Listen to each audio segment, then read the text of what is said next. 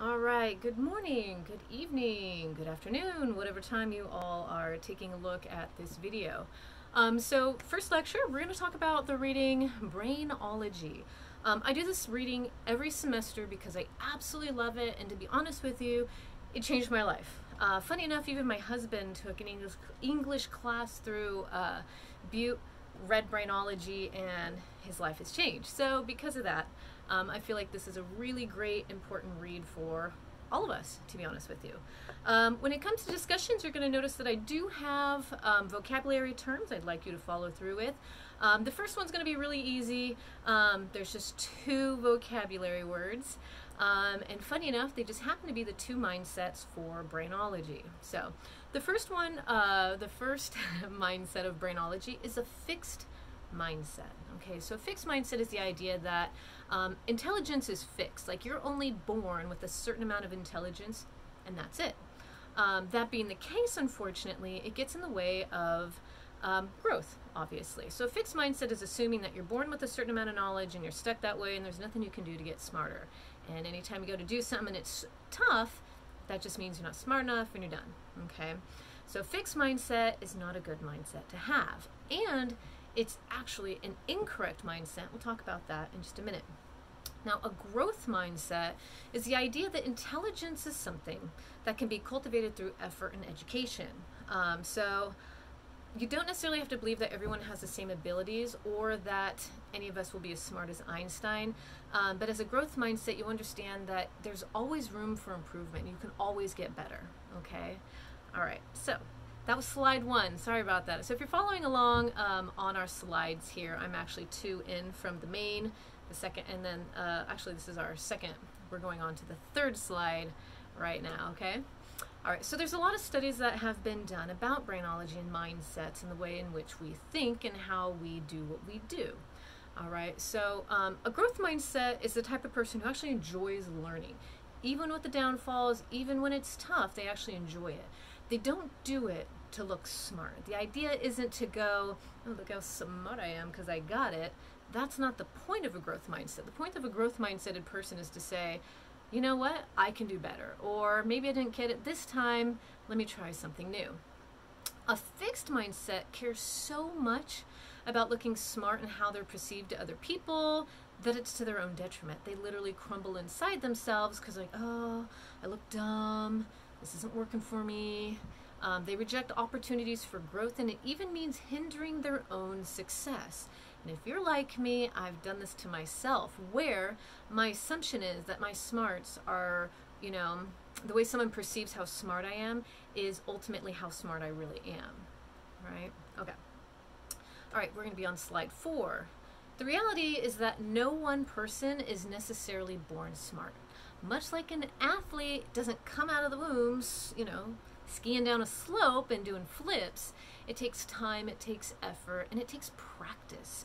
Some of you, if you're, again, like me, when you first start something and you're not good at it, you assume you will never be good.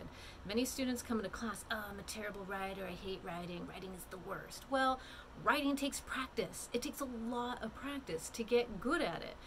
We live in a society where online and social media, we write all the time. We just may not write well or proper or whatever, but we write all the time. The thing that catches us is as we've gone through elementary school, all the red marks on our paper and all those grades have told us we're not good writers, but that's not the case. It just means we needed more practice, and that's really ultimately what it's about. And that's why there's homework. Homework is the practice. A lot of people go, oh, homework, I hate homework. You know what? Yeah, it's because it's practice. How many times have you had like piano lessons or sports and you had to go to practice and you're just like, I don't want to go to practice, I just want to be good at it. It doesn't work that way, okay? Like an athlete, they're willing to take a, failure, falls. You ever seen the skateboard dudes? I should put a video up there of this, where they're, jumping off these rails, and then before you know it, they get it right after how many tries, right? Whenever you watch those videos, the ones they post are the ones where they finally got it, okay? So being willing to fail or lose, or even to say, I don't know, but I'm willing to learn. That is a growth mindset. I don't know, let's figure it out, okay? So objection to failure creates more failure. So if you object failure, if you're willing, like, I don't want to fail at that, you will never grow, you'll never learn. So objection to failure just creates more failure. So you have to be willing to fail in order to get to that next level, because it's like in science, let's be honest, they don't get the answers right the first time.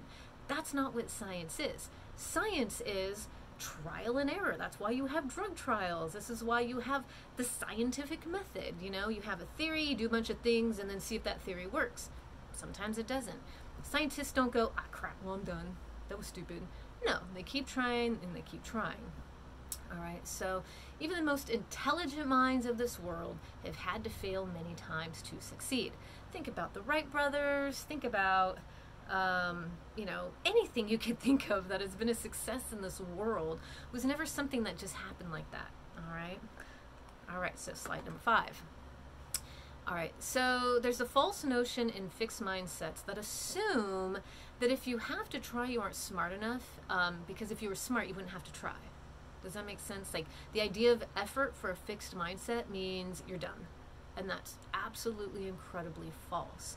Just because you have to put effort into something does not mean whether or not you're smart or capable. It just means it's something your muscles, whether it's your mind, whether it's your physical being, has just never done before. And you have to get practice into in order to be better, right? Maybe not the best, and that's okay. We're not looking for the best. We're looking for the willingness to try. Okay, so all things take practice. All things. Reading takes practice. Writing takes practice.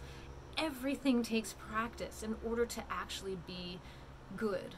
Okay. All right, so for a fixed mindset, remember again that like fixed mindset, the idea of having to work at something and potentially failing is both a bind and a threat. Like, it's absolutely threatening. Have you ever done that when you go to try something and the fear of failing is so that you just don't even bother? I mean, I've had friends like, I hate surfing. I'm like, why do you hate surfing? Oh, well, I'm all, you just tried it and you didn't like it because you weren't very good at it. Ooh, well, yeah, right. So I called them out on it, because for me, the reason why they didn't like it isn't because they just didn't like it. They tried it one time, barely, weren't good at it, and then just was like, I'm over it. Okay, that's a very fixed mindset. And so because a fixed mindset believes that just about anything worthwhile, that anything that involves effort over a long period of time, practice, is potentially crippling. You know, like, oh, I have to actually work at this. I don't even want to.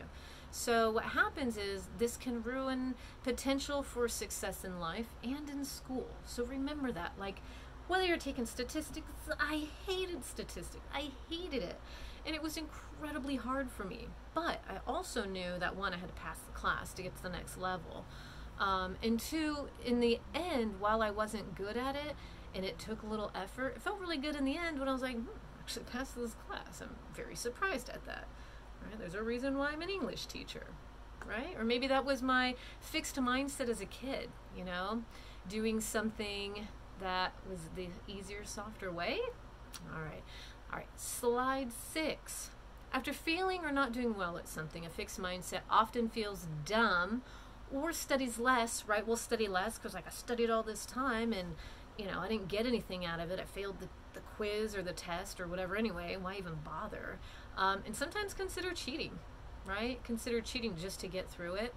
And what does that do? That doesn't do anything but cheat yourself out of something, no matter what that is that you are quote-unquote cheating at, all right? I was trying to think of a good example outside of school, and there's always something, right?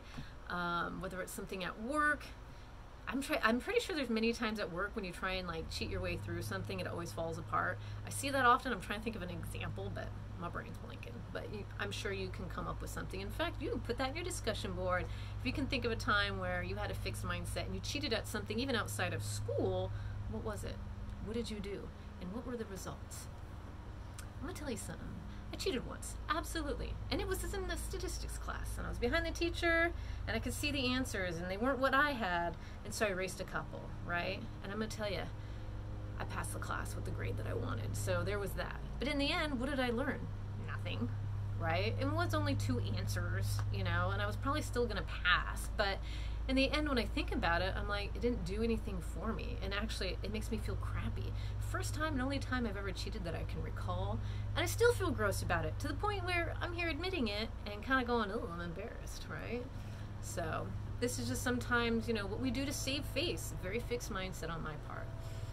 So the incredible downfall of being a fixed mindset is that it becomes this idea of dumb begins to seem permanent. Like you're always going to be dumb. Because if everything that you do ever in life takes effort, and your assumption is that effort means that you're dumb, you will always assume that you're dumb. That's absolutely the wrong mindset to have, because everything takes effort. Again, it's a muscle you've never used before, whether it's physically or mentally. It's a thing you've never done. Of course it's going to take effort, because you have to figure it out. All right, so because of this, sometimes things just seem futile, right? Like, why even bother? Okay, well, you should, because I promise you it'll be worth it in the end. All right, so simple setbacks hinder the fixed mindset student. The fear of looking or feeling dumb is so debilitating sometimes that like no effort is made and they just retire, right? Like, I physically can't do this because I have to work at it. I can't, and they bail. Okay, not a good space to be. Okay, so let's go to slide 7. All right, there's someone doing lawn work outside my window, so God, I really hope you can't hear that. Hopefully it goes away soon. Okay, so slide 7. Some causes. So here's the biggest thing to understand. Causes of a fixed mindset and of a growth mindset. And the reason why I say this is because it's really important to understand, how did we become this way? How did we get to that level? And unfortunately, it is the way in which we're brought up, whether it's teachers or counselors or parents or friends, however it is. We are told certain things, and because of this, we think a certain way. All right, let me give you a couple examples. So one of them is, and I'm sure we've all gotten this from someone, you're so smart. You are just so smart. Or man, you're just so talented, or you're so good at that, right? These statements, and as much as the intention behind them is incredibly kind, they're incredibly detrimental. Because if you assume that you do a thing and it makes you smart, oh, I'm so smart. So if the next time you do something and you don't come off as, smart, instantly you're dumb. Does that make sense? So the idea is like, you're so smart. They're grading you on your smarts, not the effort you're putting forth, but how quote unquote smart you are. And that right there, unfortunately, is a huge downfall for those trying to develop a good mindset. Like when you say, oh, you're so good at that. Well, maybe you're good at it because you practiced. Maybe it's a fluke. Every time I play pool, the first time I play pool, I'm amazing. I look like I'm annihilating people. Anytime after that, I am the worst person playing pool in the entire restaurant or whatever. Okay, so sometimes it just happens to be, look, you were good at a thing, or practice, who knows? But when you just tell someone, hey, you're so good at that, they're ignoring what the ultimate goal was and how you got there, right? They're talking about the goal, but they're not talking about how you got there. Okay, so to help develop a growth mindset is a different way in which we approach these compliments, right? So instead of saying you're so smart, the way that you can help understand and develop their mindset is to say something along the lines of, I liked the way you chose to do that. All right, do you see the difference there? Rather than saying, oh, you're so talented, you're so smart. It's like, I like the way you chose to do that, so that the person who's doing whatever it was looks back at how they did what they did to get where they're at. All right, not just assuming they were already there, but watching their progress and how they got there. That is incredibly important to help develop a growth mindset. Another good one is, I saw how much you worked on that. What's great about that line, I like how hard you worked on this. I like how much effort you put into this. Using that statement shows whether or not that student or person or whoever failed or succeeded, they can see that their effort was noticed and the work they put through was incredibly important, because that work is incredibly important despite what that final thing is. All right, so another good one that I really like is, I appreciate that you were willing to try this even though you were uncomfortable. And that's huge, because how many times have we not wanted to do a thing and then tried and failed, and then it made it really not want to do it, right? We're just like, I'm never trying that again. But when you hear that idea of someone realizing that, hey, look, I saw that you were uncomfortable pushing yourself to these limits, and whether or not you got to the goal isn't the point. The fact that you were willing to go through that is what I saw and I appreciated. All right, so do you see that difference in the way we talk with people? And the important reason and why I bring that up is dialogue and communication and the ways in which, we talk to one another, okay? And I bring this up because when it comes to, responding to one another, that's the kind of thing I want you to consider when we're talking to people, is being very mindful of the ways in which we talk, the ways in which we write, the way in which we put these things out there, because words are important. Words are very important, and when we get a little bit further, and by the way, we are an election year.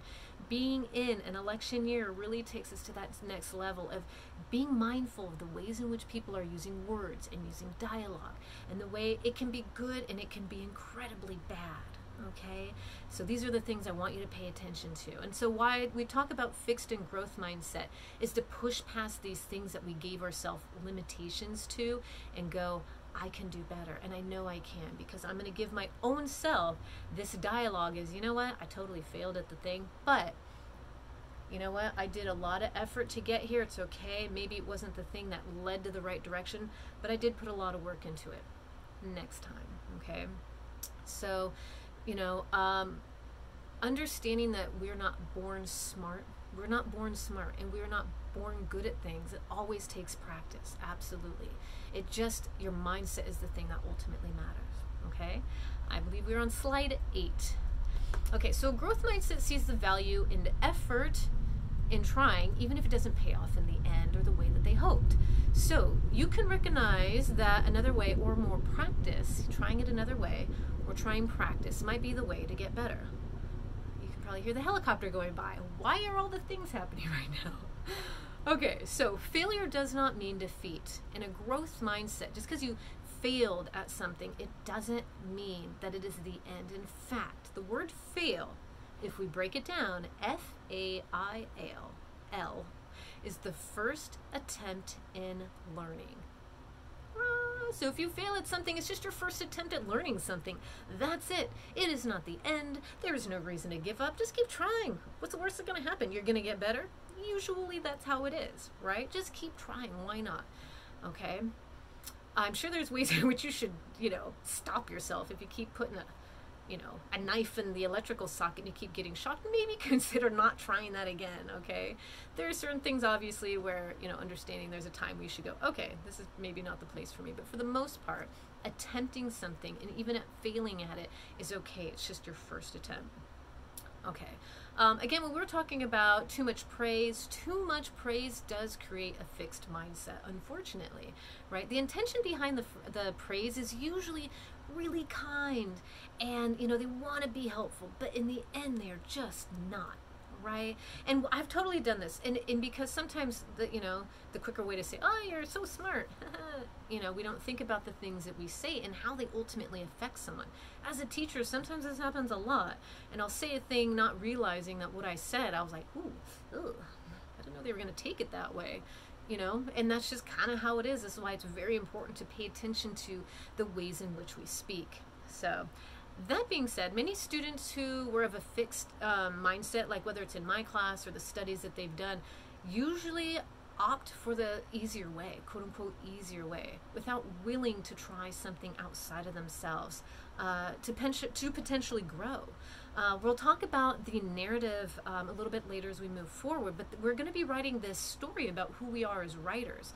And there's many, many ways you can do this. In fact, I open this up to you to be absolutely as positively creative as you possibly want. And some of you might be going, how am I going to be creative on a narrative? I have no idea. I will show you, and I'm going to give you some examples, because we're going to talk about different ways in which we write. All right, some of our next readings we have coming up is understanding what literacy is, okay, and how literacy changes over time and what that ultimately means. So in other words, what I want you to do is get out of this fixed mindset of not being a good writer. Or maybe you feel like you're a great writer. Hell yeah, keep going, push yourself. Be creative, be wild, be weird. I really want you to feel comfortable writing in this class. When I talk about paying attention to the ways in which we speak, also including the way we talk to ourselves. How do we say the things that we say to who we are? I'm a terrible writer. You keep telling yourself that, you're probably going to end up you know, not being a terrible writer, that's impossible because you're going to keep writing, but you're going to keep putting barriers in front of yourself. And because you keep putting those barriers, it's literally going to hinder your capabilities. And please do not do that to yourself. I don't go through and grade your grammar. I don't give about any of that stuff. Okay, I just want the content, and I want to see that you are willing to let go and be the best writer you can be.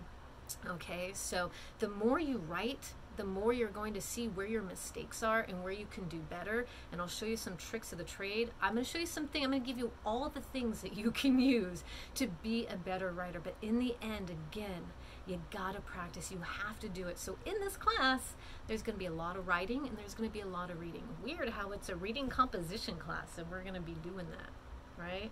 So push past all those fears that you once had. You don't have them anymore because you have no reason to have those, okay? All right, I believe we are on slide 9. So slide 9, I'm going to give a summation of everything, right? So we cannot know and we cannot be able to do all things right off the bat. Again, we don't come sliding out of the womb knowing how to, you know, create fusion. Okay, this is just not the way that it is. That's just not the way the human mind is. The human mind needs conditioning. Let's be honest, we condition ourselves every day about things. We'll talk about that a little bit later, okay? So it's practice. It's the effort that we're willing to push past our comfort zone and just see what the hell happens. I don't know what it is about society that creates something in us where we're just so hesitant to be failures. We're so hesitant. Everyone's watching us, especially on social media. I'm not totally against it. Kind of hate Facebook right now. I'm really loving Instagram. I don't know how I feel about TikTok. I'm getting old. I love Pinterest. You're going to see I do have Pinterest on here. So there are certain things that I do love about this stuff. But there are some things that hinder us, and it gets in our own heads and gets in our way. So that being said, we cannot know and do all things without practice. And again, athletes don't come out of the womb sliding down the slopes. Yeah. I don't think so. I've never seen it happen, right? That'd be kind of creepy. Okay, so these people, you know, maybe they're born with the mindset, probably not. Maybe they were given an opportunity to trust to fail, right? That willingness to fail because they had someone behind them saying, you know what, man, you tried really hard. You maybe didn't get to your ultimate goal, but let's try it again. Let's try it this way. Or maybe you just need more of this to get here, okay? So these are things I want you to think about in the very, very end. All right. And before we go, I gave you this really adorable little video of a very small boy. He's very little. He's like little, okay? And he's trying to attempt something. So when you watch it, it really makes you go, dang, that kid's really going for it. And at the very end, watch what happens when his dad comes up to him. And what's the thing that he says, right? You can do this. I believe that's what he says. I can't remember, but it's along those lines. There's the support. There's the, we've watched you continuously attempt it. Just keep going. You're getting there. You're close. Sometimes more often than others. Okay, so anyway, I'll try and see if I can find more videos and maybe post them on there too. Sometimes when I do lectures, there's things that pop up. I'm like, oh, that's a good idea. I gotta find that. So anyway, go ahead and finish up the reading, finish up the quiz. Go ahead and you can start your discussions as well. Again, quizzes will be due on Wednesdays. Okay, 11:59. Don't try and do it later. If you try and attempt that later, it's gonna kick you off.